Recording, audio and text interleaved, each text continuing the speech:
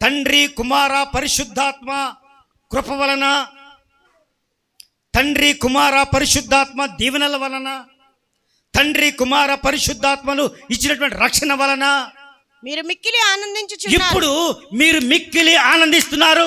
ఎందుకు ఆనందిస్తున్నారు? ఎలా ఆనందిస్తున్నారంటే ఆయన కృప పొందుకొని, గాని ఆయన నిత్య జీవం పొందుకొని, వాడబారిని కిరీటం పొందుకొని నువ్వు ఆనందించాలి అన్నటువంటిది పేతురు భక్తుని యొక్క ఉద్దేశం అయ్యున్నది. దేవునికి మహిమ కలుగును. హల్లెలూయా, హల్లెలూయా, హల్లెలూయా, హల్లెలూయా.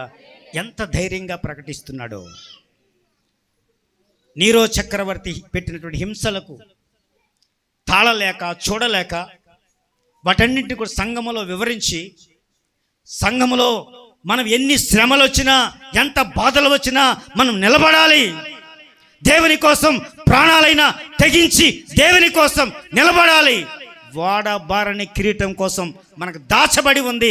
వాడబారని కిరీటం అన్న సత్యాన్ని వాళ్ళకి బోధించి వాడబారని కిరీటం పొందుకుని లాగున వాళ్ళని తీర్చిదిద్ది విశ్వాసులుగా ఎదిగింపజేసి వాళ్ళకి ఈ ఉత్తరం రాయడం మనం గమనిస్తున్నాం.